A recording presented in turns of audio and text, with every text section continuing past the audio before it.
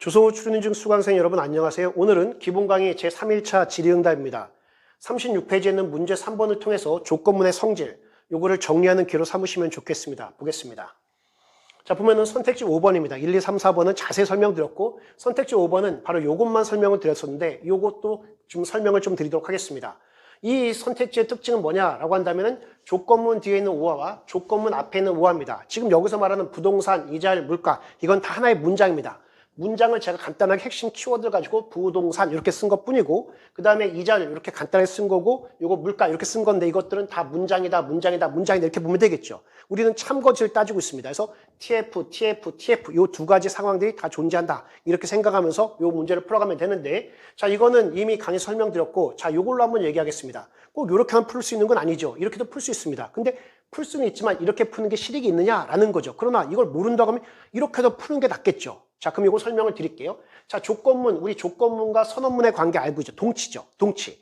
동치라는 건 진리값이 같은 그 표현이기 때문에 이거를 그냥 바꿔서도 괜찮을 거예요. 자, 보시면 P라면 Q다라는 건 나 P와 Q 이렇게 얘기할 수 있는 거죠. 자, 그럼 이것도 봤을 때, 자, 보시면은 요거 보면은 조건문 앞에 얘가 일종의 P가 되는 거죠. P. 그다음 요 묶어서 Q 이렇게 보면 되겠죠. 그럼 P.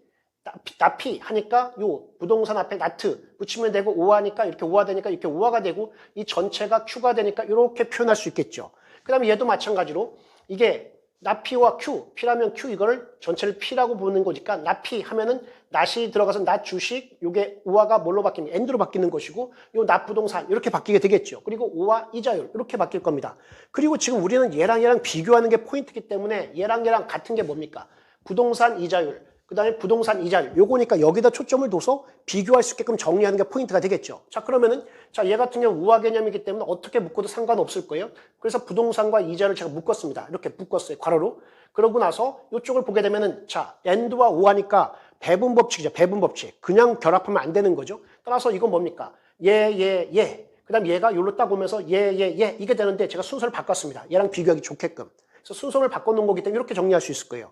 자, 그럼 얘하고 얘 특징을 본다고 하면 요 같은 거 뒤에 오화, 같은 거 뒤에 엔드 이겁니다. 자, 그러면 오화부터 따지는 것보다 엔드부터 따지는 게 훨씬 더 따지기가 편하거든요. 자, 그럼 얘가 참이라면, 얘가 참이라는 건 둘 다 참이다 이거니까 얘도 참 이거니까 얘가 참이다 라고 말하는 거죠. 따라서 얘가 참이다 하니까 오화 개념 적어도 하나면 되니까 얘가 딱 충족하니까 얘는 무조건 참이 되는 거죠. 따라서 얘가 참이라고 하면 얘는 무조건 참이다 이렇게 말할 수 있는 것이고, 또 이쪽입니다.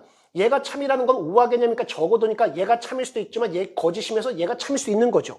그러면서 얘가 참일 때 얘가 반드시냐라는 건데 아닐 수 있는 걸 딱 따지는 게 포인트가 되겠죠. 따라서 얘가 T면서, 다시 말하면 얘 T면서 여기 F죠. F. 요게 F면서 얘가 T면 T가 될 수 있으니까 F.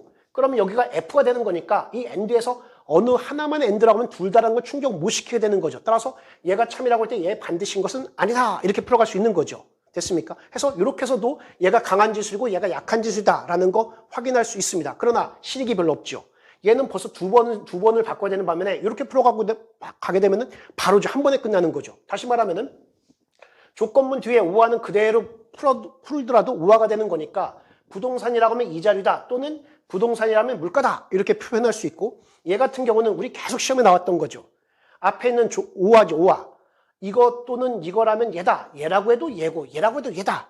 고 이거잖아요. 계속 했던 거. 따라서 주식이라고 해도 주식이라도 이자율이고 부동산이라도 이자율이다. 이렇게 표현해 보니까, 자, 여기 같은 거죠. 부동산 이자율 하니까 바로 여기서 그냥 읽어갈 수 있죠.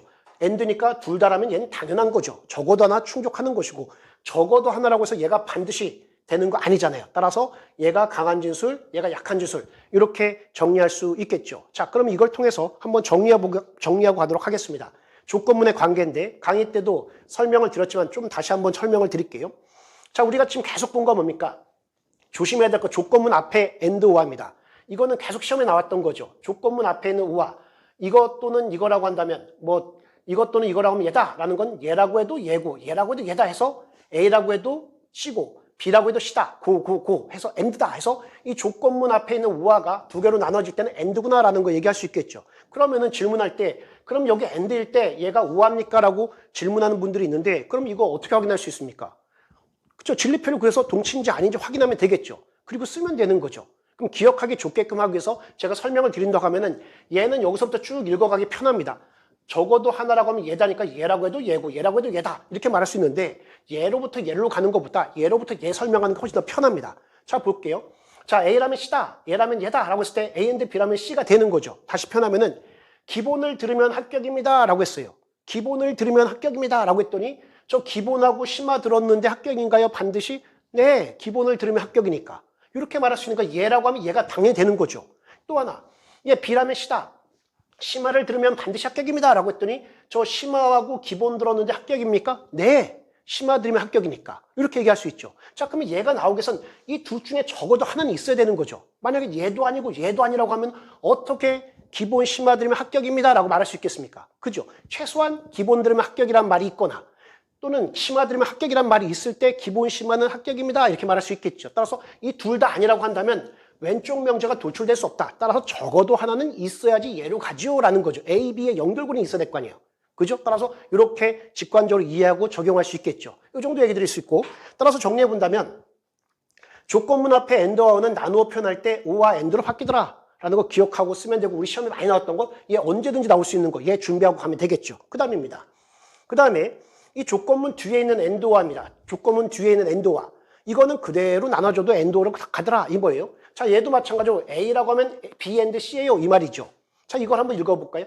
A라고 하면 B 고요 고 and 이거고 A라고 하면 C예요. 그래서 A라면 B 이고 A라면 C예요. 둘 다예요. 이렇게 말하는 거죠. 그럼 A라고 한다면 얘면서 얘다 이 말이잖아요. 따라서 A라고 한다면 B면서 C예요. 이렇게 얘기할 수 있는 거죠. 따라서 이건 그대로 읽어가는데 어려움이 없잖아요. 따라서 조건문 뒤에 있는 and는 나누어 표현해도 and다. 이렇게 보면 되고 또 마찬가지 O와도 마찬가지죠. A라면 B 또는 C야. 이 말은 A라면 B 이거나 A라면 C다. 이렇게 얘기할 수 있겠죠. A라면 할 수 있는 순간 얘도 충족하고 얘도 충족하는 거니까요. 이렇게 해서 이렇게 정리하시고 가면 좋겠습니다. 그래서 조건문 뒤에서의 and or는 나누어 표현해도 and or다. 이렇게 기억하면 되겠죠. 이 정도 얘기 드리도록 하겠고요. 이 조건문 관련해서 계속 질문들이 많기 때문에 요거랑 그리고 또 하나 얘를 지금 우리가 다루는 건 명제 논리거든요. 이 명제 논리에 있는 조건문이라는 걸 수로 논리에다 잘못 적용해서 이제 실수하는 경우가 있는데 요거는 다음번 질의응답을 가지고 여러분에게 설명을 드리도록 하겠습니다. 자, 그러면 여기까지 해서 설명을 마치고 다음에 또 찾아뵙도록 하겠습니다. 감사합니다.